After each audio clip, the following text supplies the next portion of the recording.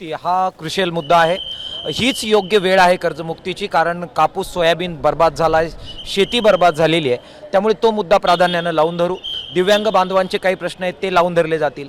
जमिनीचे प्रश्न आहे, देवस्थान जमीन आहे, गायरान जमीन आहे, त्याचे सगळे प्रश्न आहेत ते लावून धरले जातील।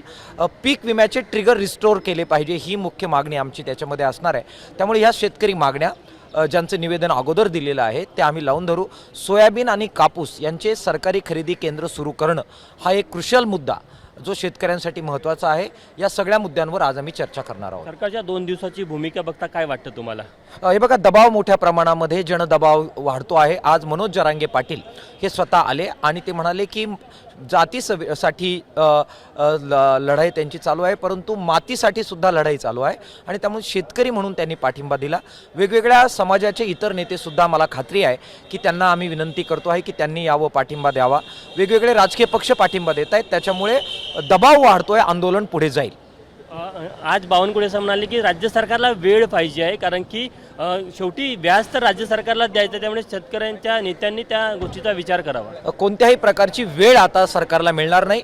सरकारला बाय हुक ऑर कुक कर्जमाफी करावी लागेल। ती जर केली नाही तर आम्ही ह्या सरकारचं काय जे आहे, मंत्री व्यवस्थित फिरतायत तर त्यांना महाराष्ट्रात फिरता येणार नाही, अशा प्रकारची भूमिका ही आम्हाला मग घ्यावी लागेल। आजच्या बैठकीचाच निर्णय व्हायला पाहिजे, बिलकुल आजचाच पद्धतीत निर्णय व्हायला पाहिजे। हे आता यानंतर आचारसंहिता आहे, मग निवडणूक आहे, 12 भानगडी ते करतील। या भानगडी त्यांनी आता थांबवल्या पाहिजे, शक्य म्हणजे थांबवले पाहिजे। खूप झालं, खूप सहन केलं। सगळे शेतकरी नेते एकत्र आलेले आहेत। आमच्या सगळे मतभेद आहेत, बाकी सगळं बाजूला फेकलंय।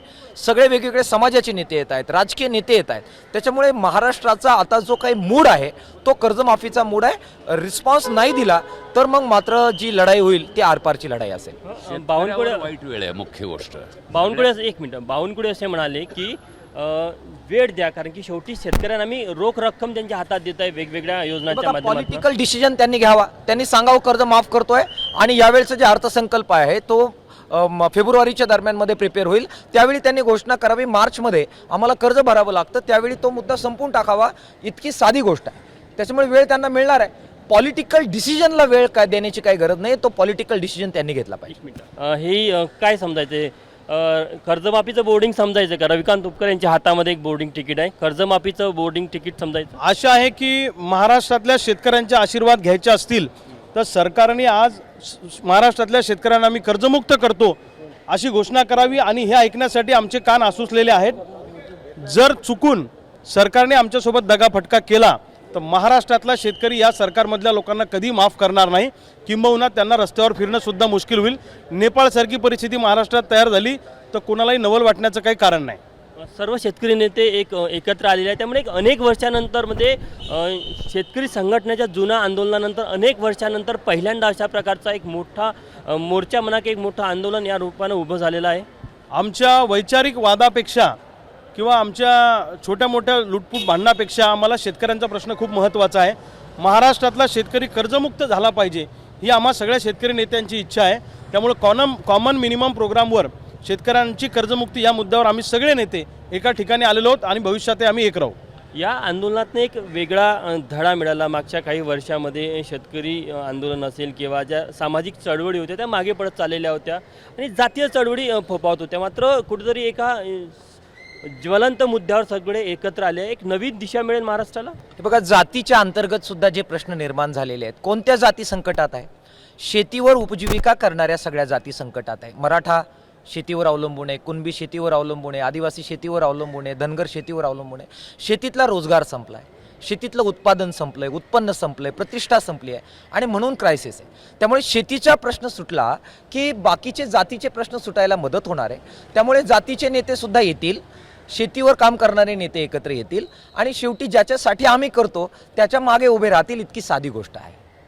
आपण बघू शकतो की रविकांत तुपकर यांचं हे बोर्डिंग तिकीट आहे। खरं तर कर्जमाफीचं जे आश्वासन त्यांना राज्य सरकारने दिलेलं आहे त्याची पूर्तता होईल असं त्यांना आज वाटते आणि त्या कर्जमाफीचं बोर्डिंग तर तिकीट नाही ना, असा देखील प्रश्न या निमित्ताने उपस्थित होत आहे। सगळे हे प्रतिनिधी मंडळामधले जे सदस्य आहेत ते सकारात्मक आहे, त्यांच्याशी भावना आहे की राज्य सरकार सकारात्मक निर्णय घेईल आणि लवकरच या संपूर्ण माध्यमातून या आंदोलनाची कोंडी फुडेल आणि आज कर्जमाफीची घोषणा आहे। तुम्ही एक महत्त्वाचा मुद्दा मांडत होते, काय म्हणत होते तुम्ही?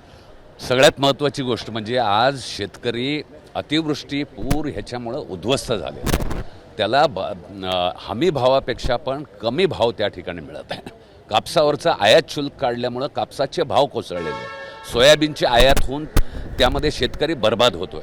आणि आज ही वेळ जिथं शेतकरी आत्महत्या प्रचंड वाढल्यात, अशा वेळी ही नाही तर कोणती वेळ शेतकऱ्यावरती असली पाहिजे. सरकारनं स्वतःच्या वेळेपेक्षा शेतकऱ्यावर आलेलं जे संकट आहे त्याला प्राधान्य देऊन हा प्रश्न सोडवला पाहिजे, हा आमचा आग्रह आहे. आणि त्यासाठी सर्व शेतकरी संघटना एकजुटीनं आणि जिद्दीनं तयार आहेत. हा प्रश्न सोडवला नाही तर त्याचं ज्वालामुखीत रूपांतर होईल. मला एक सांगा की 2008मध्ये कर्जमाफी झाली, 2019मध्ये कर्जमाफी झाली, परत आपल्याला 2025मध्ये कर्जमाफीची मागणी करावी लागत आहे. हा प्रश्न कायमस्वरूपी तोडगा निघावा यासाठी काही सोल्युशन आहे का, किंवा तो आजच्या बैठकीत काय तुम्ही सरकारपुढे मांडणार आहात? हे बघा, लूट वापसीची ही लढाई आहे. सरकार जर लुटत राहिलं तर कर्जमाफीची वारंवार वेळ येत राहील. तुम्ही शेतीमालाचे भाव पाडणार, दुधाचे भाव पाडणार, कांद्याचे भाव पाडणार, सोयाबीन आयात करणार, भाव पाडणार, शेतकऱ्याला लुटत राहणार. उत्पादन खर्च वाढवण्यासाठी कंपन्यांना मोकळीक देणार, खताचे भाव वाढणार, बियाणांचे भाव वाढणार, शेतकऱ्याची लूट होत राहणार. लूट जोपर्यंत थांबत नाही तोपर्यंत तोटा वाढेल, तोटा वाढला की कर्ज वाढेल, कर्ज वाढलं की कर्जमाफीची मागणी आहे. आणि म्हणून आम्ही शेतीमालाला उत्पादन खर्चावर आधारित 1.5 भाव, जो स्वामीनाथन आयोगाचं सूत्र आहे, तो द्या ही मागणी करतोय. नैसर्गिक आपत्तीपासून संरक्षण द्या ही मागणी करतोय. चांगली पीक विमा योजना आणा ही मागणी करतोय. आणि उत्पादन खर्च कमी होईल यासाठी पावले टाका. 3 पॉईंट्स आम्ही मानतोय. उत्पादन खर्च कमी करा, घामाचं दाम द्या, 1.5 भाव द्या, आणि नैसर्गिक आपत्तीत मदत करा. एक महत्त्वाचा विषय की कुठेतरी महागाई नियंत्रित करण्यासाठी शेवटी शेतकऱ्यांनाच आपला जीव द्यावा लागतो, असंच एक वर्षानुवर्ष चालत आलं. अशी भूमिका तुमच्या शेतकरी नेत्यांची आहे. त्यामुळे महागाई नियंत्रण करताना शेतकऱ्यांना या संपूर्ण अर्थकारणातलं रिटर्न कसं येईल याचा एक विचार करायला पाहिजे सरकारने.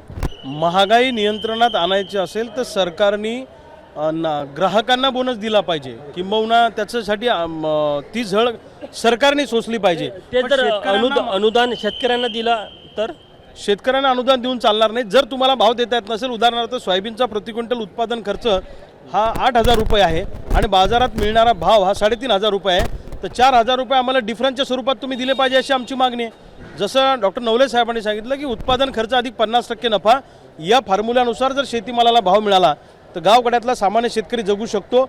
आम्हा शेतकऱ्यांच्या आत्महत्या घडून आणायच्या, आमचे खून पाडायचे आणि मग ग्राहकांना जगवायचं, असं धोरण कदापिही चालणार नाही. एकाला एक न्याय आणि एकाला एक न्याय, माणूस म्हणून आमचं जगणं सुद्धा सरकारने मान्य केलं पाहिजे अशी आमची भूमिका आहे. एबीपी माझा, उघडा डोळे बघा नीट.